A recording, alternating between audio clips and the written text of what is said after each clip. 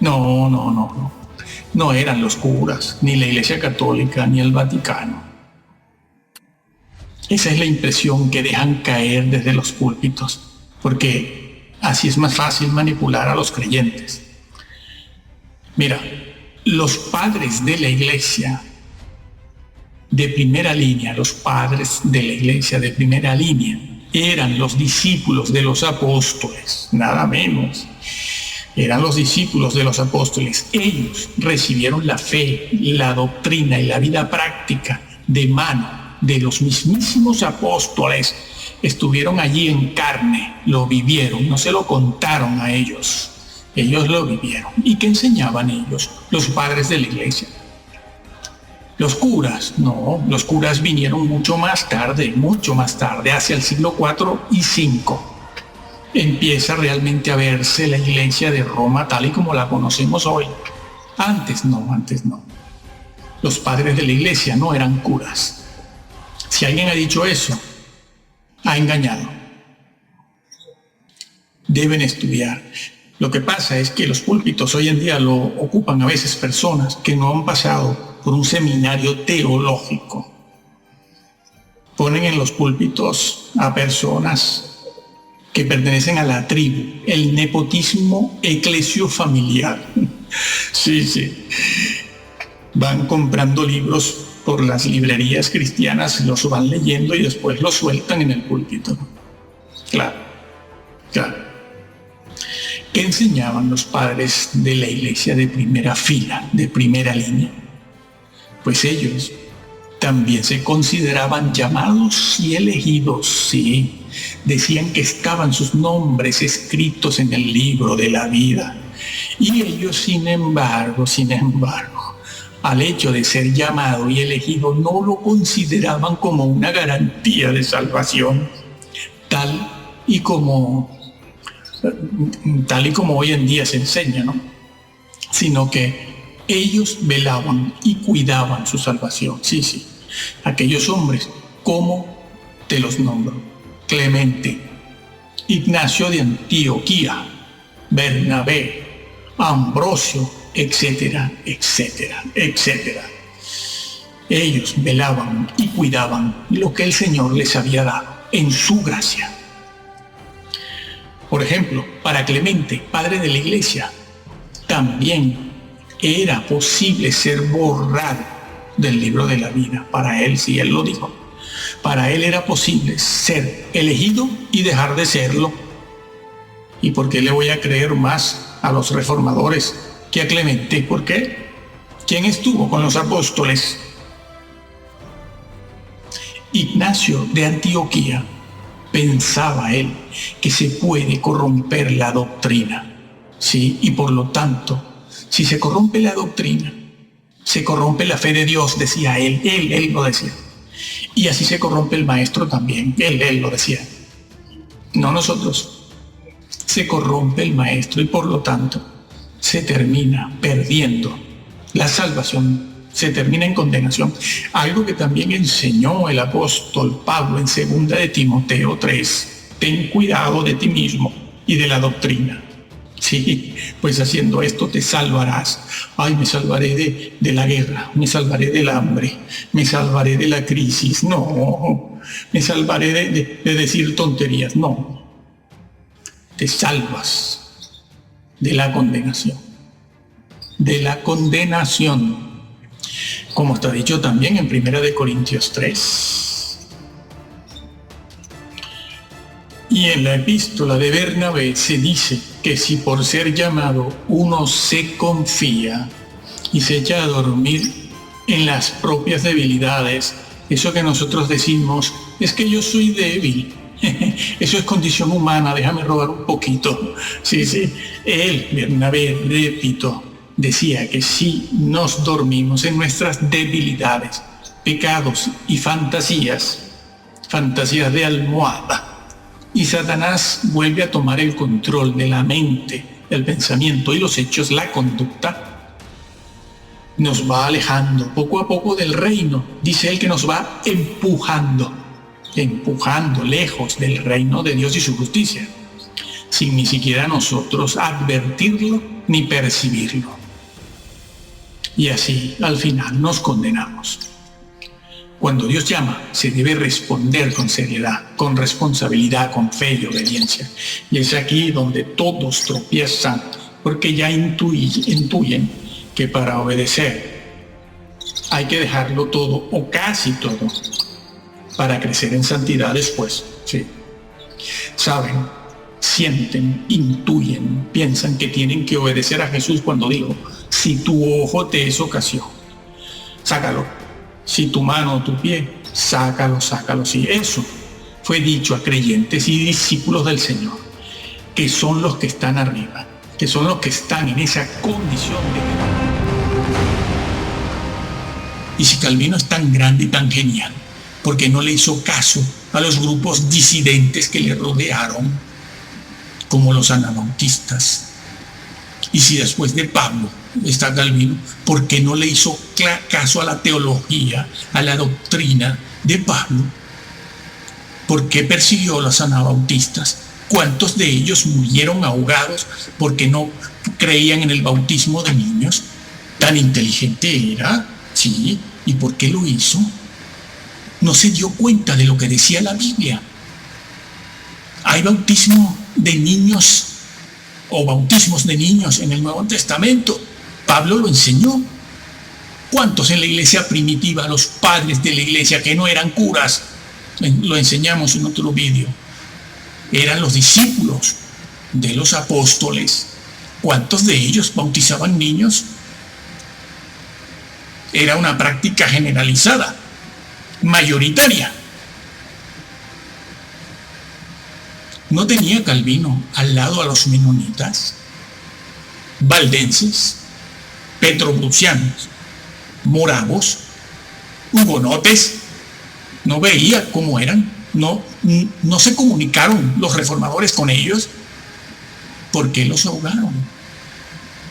¿Por qué? ¿Lo sabías? No, nosotros hoy en día no bautizamos niños.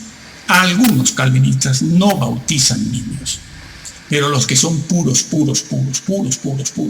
calvinistas lo hacen.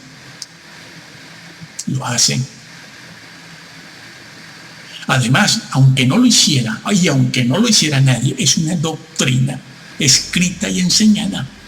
Que no lo quieran hacer es otra cosa, es como todos nosotros, ¿no? Que no queremos hacer un montón de cosas tampoco. Dios no va a evitar la guerra porque no puede ir en contra de las decisiones que toman los hombres. Entiéndanlo bien. Así que los calvinistas se equivocan. Los irrelevantes son los que hacen a Dios culpable de todo. Y Satanás riéndose, contento el diablo con ellos, porque claro, le dan la razón al diablo. El diablo mismo dice: sí, es verdad lo que dicen los calvinistas. Estos señores, estas vacas sagradas, es verdad. Dios ha creado el pecado, por eso yo estoy como estoy, quemándome, feo como estoy, con cuernos y rabo. No puedo ser bello, bonito, guapo. Nosotros aquí fue dicho a creyentes y discípulos del Señor, que son los que están arriba, que son los que están en esa condición desde la que se puede caer.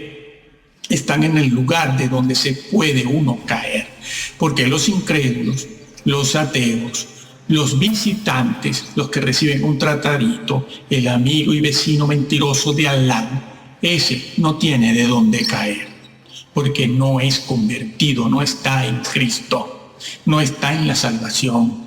Se cae cuando se está en una condición elevada, cuando se tiene de dónde caer, es decir, de la gracia. No has cuidado, tu nombre es borrado.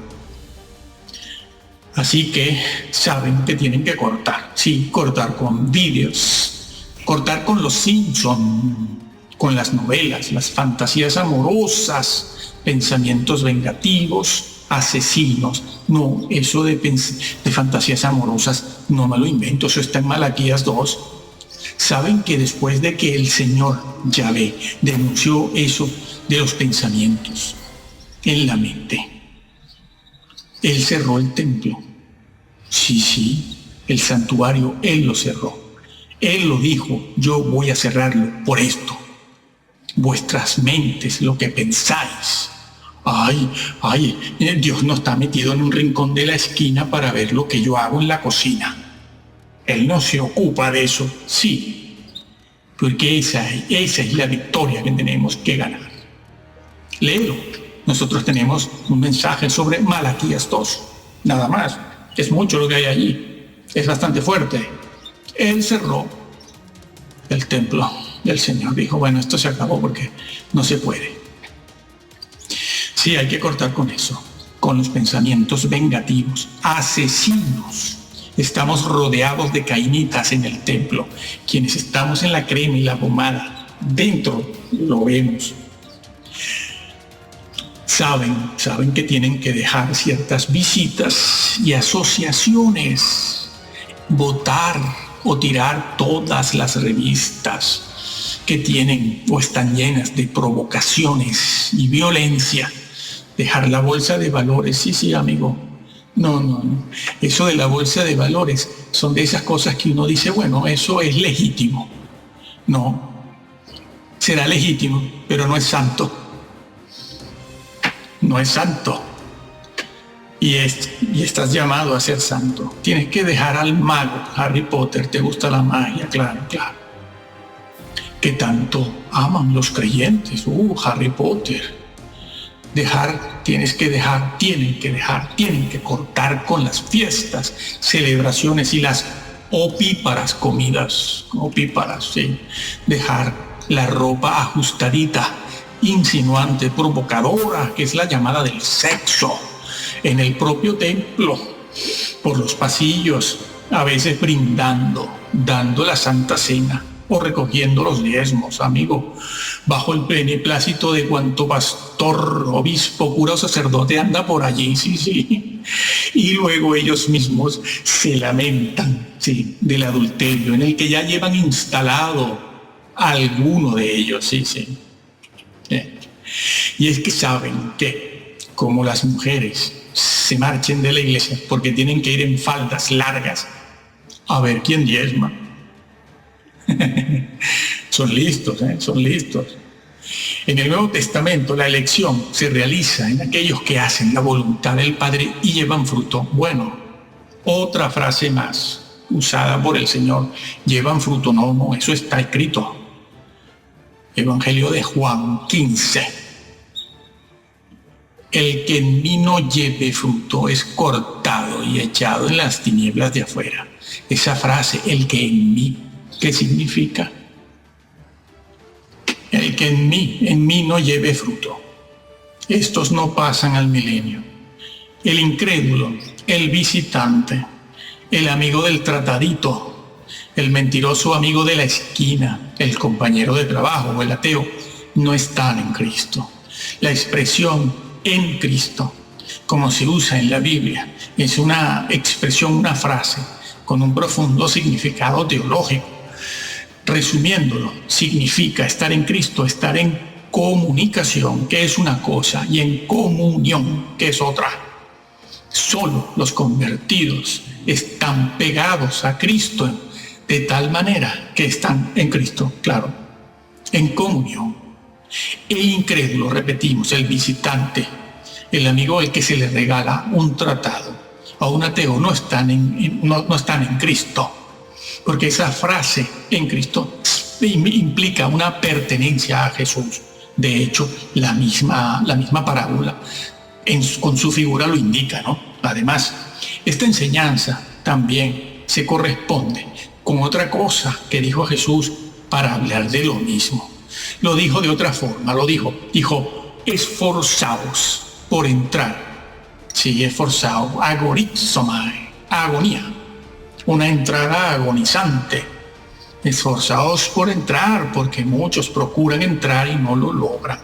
Los ateos, otra vez, los incrédulos, ateos, incrédulos, no se están esforzando por entrar, ni los visitantes, ni el amigo que recibe un tratadito que después lo bota a la basura, lo echa por la calle. Se esfuerza por entrar el que quiere hacerlo, porque ama también las cosas de Dios, pero también ama las cosas del mundo. El Señor también lo dijo de otra manera en la parábola de la semilla, Mateo 13. Sí.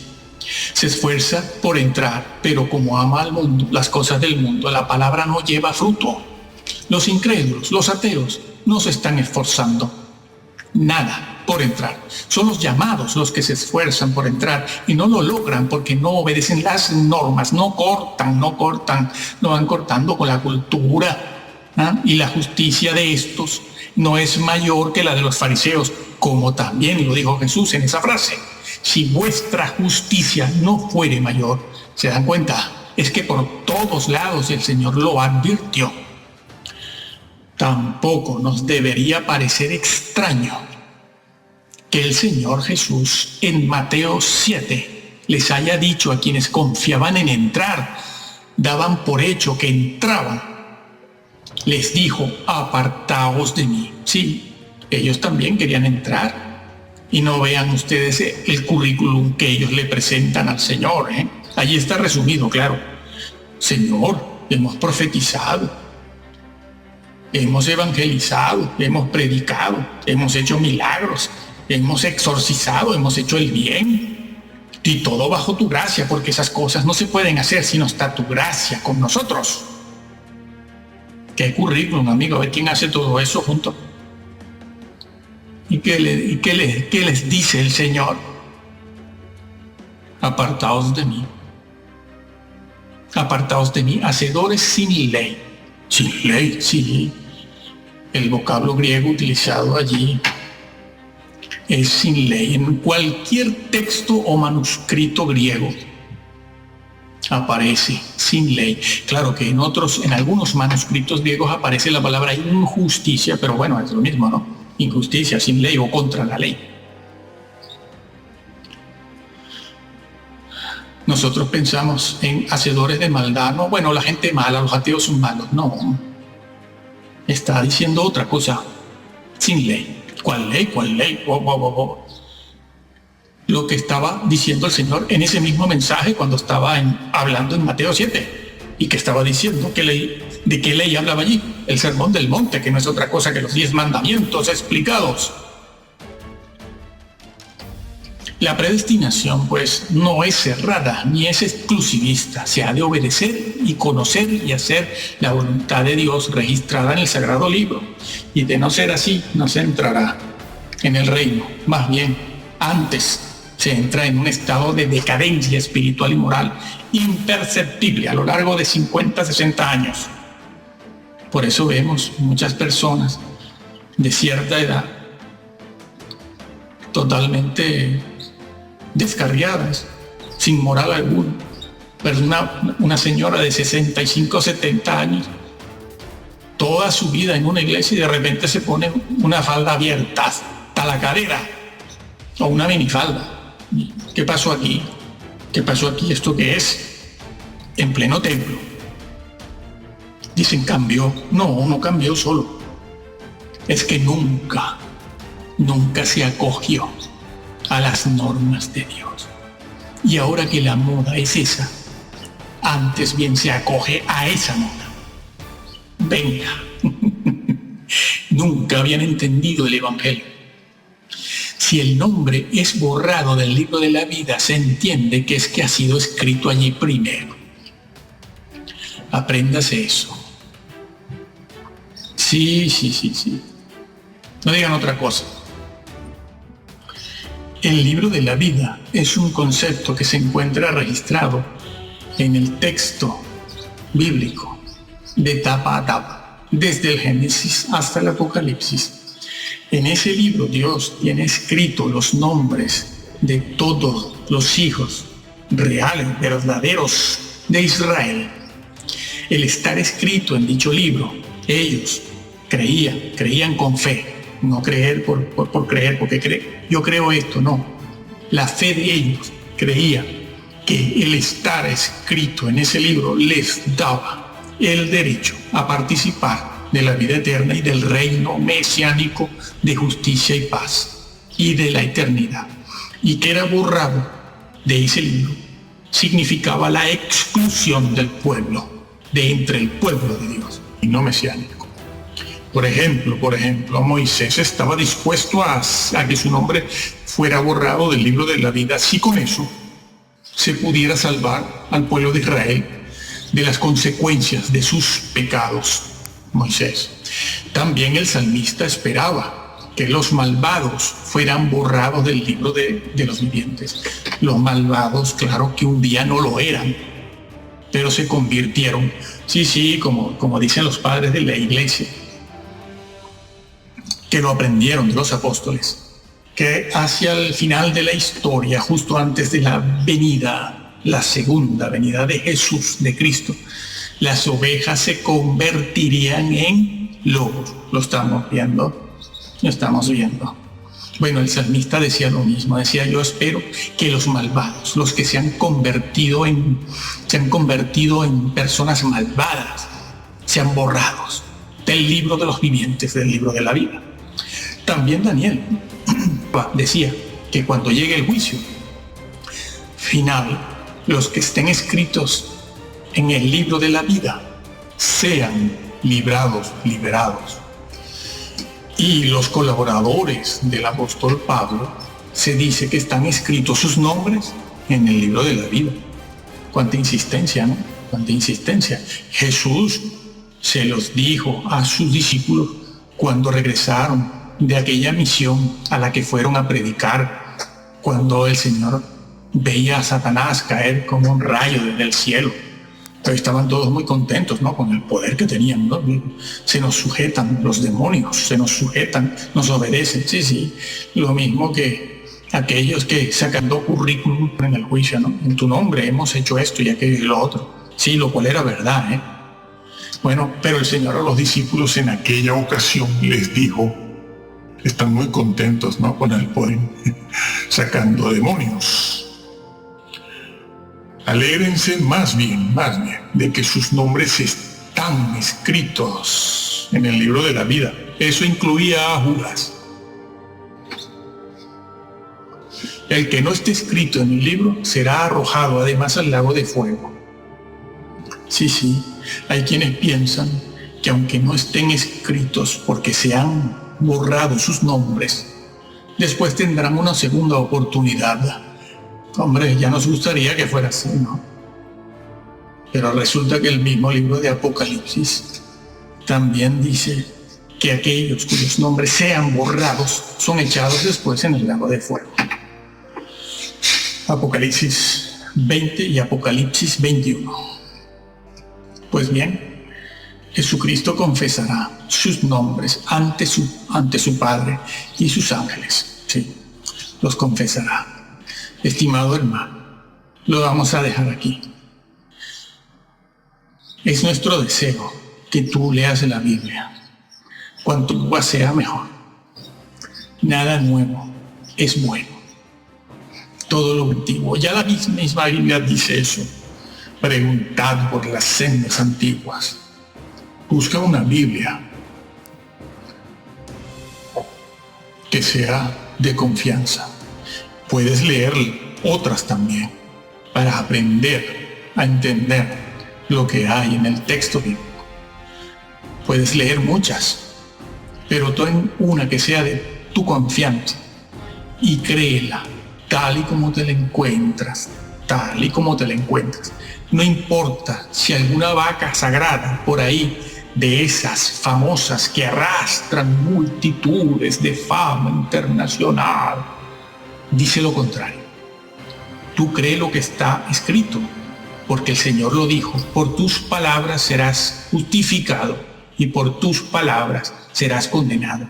Esa frase que está en Mateo, tus palabras, en la mentalidad judía, cuando se decía eso, se pensaba en todo el consejo de Dios, es decir, por tu doctrina, por las cosas que tú crees de la doctrina de Dios, por tus palabras serás justificado y por tus palabras serás condenado. No está refiriéndose a si yo digo una grosería, una palabra obscena, grosera, por lo cual vamos a ser juzgados también, claro. Pero el Señor allí no se está refiriendo a eso. Se está refiriendo a la doctrina, Así que si alguna vaca sagrada dice algo contrario a lo que tú lees de manera directa y evidente, sigue lo que dice el Señor, no lo que dicen los modernos predicadores de multitudes, porque ellos tienen sus intereses y ellos procuran mantener lo que hoy se llama el crédito ministerial. Yo tengo crédito, fama, tengo prestigio. ¿Lo entiendes? Eso no existía en siglos pasados. El prestigio aquí no tiene nada que hacer, pero los modernos predicadores sí tienen eso. ¿Lo puedes entender eso? Pues cuídate de eso, porque hay muchos maestros que edifican con madera, heno y hojarasca, y otros edifican de tal manera y con tal doctrina que destruyen tu salvación. Que el Señor te bendiga.